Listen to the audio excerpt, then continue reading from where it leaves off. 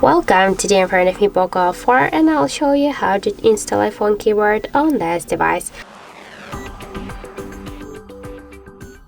So first we should get the green Apple keyboard application from the Play Store. That's why into the search pull enter green Apple keyboard and tap here to install and wait just a couple of seconds. After that we just should wait and open the app on the right down corner, then click enable in settings. Near the green Apple keyboard, click once on the switcher to turn it on, tap OK, again OK, and go back. Here click to switch input methods and switch the keyboard to your currently keyboard to the green Apple keyboard, then tap here to finish, tap to OK.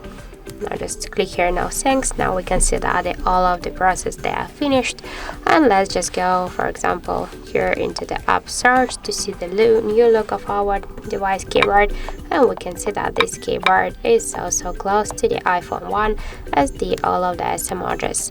So that's it. Thank you for watching, and if you find this video helpful, don't forget to leave a like, comment and to subscribe our channel.